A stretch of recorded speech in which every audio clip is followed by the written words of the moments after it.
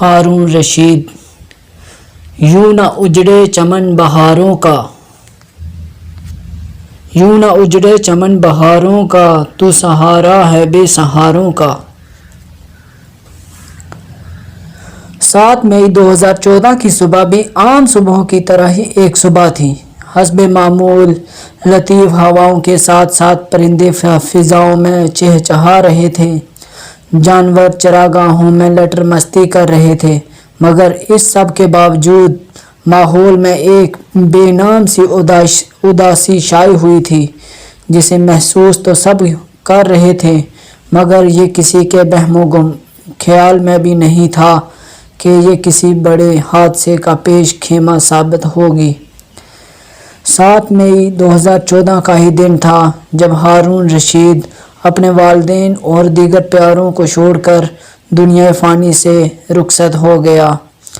سچائی، ایثار، محبت و ہمدردی، شرافت، سادگی و اخلاص کی دولت سے مالا مال یہ نوجوان جس محفل میں بھی جاتا تو وہاں اپنے اخلاص کا اثر بکھیر دیتا تھا۔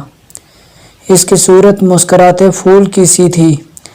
رشید چودھری صاحب کا آنگن ہارون رشید کی وجہ سے خوشیوں کا گہوارہ تھا اور دل کو موہ لینے والی خوشبو سے معطر تھا، مگر اس پھول کی دلوں کو موہ لینے والی اور فضا کو معطر کر دینے والی خوشبو چند روزہ ہی تھی۔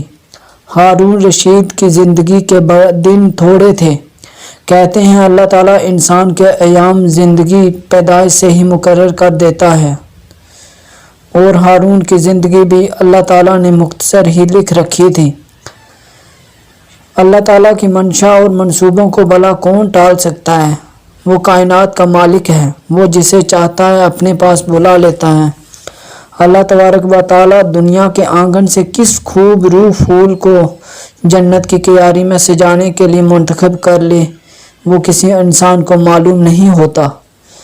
موت کا کوئی موسم نہیں، موت برحق ہے، موت سے کوئی بھاگ نہیں سکتا۔ ہر شخص کا دنیا سے جانا موت کے آنے کے ساتھ وابستہ ہے۔ موت نہ دوست کو نہ دشمن کو چھوڑتی ہے، موت دبے پاؤں چلی آتی ہے اور پھرتی سے اپنا کام کر کے چلی جاتی ہے۔ بقول شاعر، یہ نہیں آتی ہے بلانے سے، موت آتی ہے بہانے سے۔ موت ہمہ وقت اپنے شکار کے تعاقب میں رہتی ہے۔ موت کو کسی پر رحم نہیں آتا۔ جس کی موت کا وقت آ جاتا ہے، موت کا فرشتہ اللہ تعالیٰ کے حکم سے اس کی روح قبض کر لیتا ہے۔ بے شک ہم سب کو دیر سویر اسی رب کی طرف لوٹنا ہے۔ موت سے بڑی سچائی کوئی نہیں، ہمیشہ قائم رہنے والی ذات صرف اللہ تبارک و تعالیٰ کی ہے۔ اللہ تعالیٰ مرحوم ہارون رشید کی مغفرت فرمائے۔ 7 مئی 2014 کو کتنا خوبصورت اور پھول جیسی صورت رکھنے والا نوجوان ہارون رشید پلوں میں اپنوں سے جدا ہو گیا۔ ہارون رشید ایک پھول ہی تھا جو پوری طرح کھلنے سے پہلے ہی مرجھا گیا۔ والدین کا دلارا، اپنوں کا پیارا، یاروں دوستوں کا بہترین دوست، یوں چلا جائے گا اس بات کا کوئی تصور ذہن میں لا ہی نہیں سکتا تھا، مگر موت کا فرشتہ مقررہ وقت پر آن پہنچا اور اللہ تعالیٰ کے حکم کو نبھا گیا۔ اس وقت کے رجسٹرار بابا غلام شاہ بادشاہ یونیورسٹی رشید چودھری کے 21 سالہ نوجوان فرزند ارجمند ہارون رشید کے دریابرد ہونے کی منحوس خبر سن کر ہر کسی کا کلیجہ منہ کو آ گیا تھا۔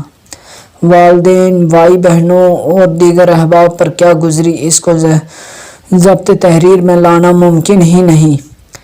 اس تصور کو ذہن میں لا کر ہی دل تڑپ اٹھتا ہے۔ ہارون رشید بی ٹیک کے آخری سیمسٹر کا طالب علم تھا اور 7 مئی 2014 بروز بدھ بابا غلام شاہ بادشاہ یونیورسٹی راجوری میں امتحان دینے کے بعد سیر و تفریح کے لیے اپنے چند دوستوں کے ہمراہ جموں پونچھ چھارا کے ایک طرف بہنے والے دریائے راجوری میں اندرولہ کے مقام پر نہانے کے لیے پانی میں اترا۔ اصل میں ہارون پانی میں اترا نہیں، سیر و تفریح کے لیے آیا نہیں، بلکہ اسے فرشتہ موت دریا پر کھینچ لایا تھا۔ دوستوں کے ساتھ وہ بھی دریا میں نہا رہا تھا، مگر باقی دوست جب پانی سے باہر آئے تو انہیں اپنے دوست کو باہر آتے نہ دیکھ کر حیرت ہوئی، اور انہیں اپنے ساتھی ہارون کا ہاتھ ہلتا ہوا نظر آیا۔ ہارون رشید دیکھتے ہی دیکھتے دریا برد ہو گیا۔ اس کے بعد دوستوں نے سکتے میں آ کر ہارون کے دریا برد ہونے کی دل دہلا دینے والی منحوس خبر اس کے ایک قریبی شخص کو دی۔ آنن فانن اس حادثے کی خبر راجوری بھر میں جنگل کے آگ کی طرح پھیلی اور ہر کوئی جائے حادثہ کی طرف دوڑا۔ افراتفری کا عالم پیدا ہو گیا، ہر کوئی کفِ افسوس مل رہا تھا۔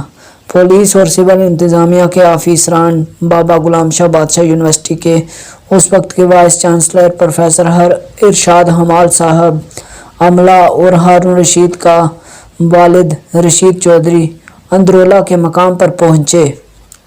پولیس و سول انتظامیہ کے آفیسران نے پانی سے ہارون کی نعش کو برآمد کرنے کے لیے مقامی تیراکوں کے علاوہ فوج کے غوطہ خوروں اور دیگر سول غوطہ خوروں کی مدد لی، اور پھر 5-6 گھنٹے کی طویل مشقت اور کڑی محنت کے نتیجے میں ہارون کی لاش برآمد ہوئی۔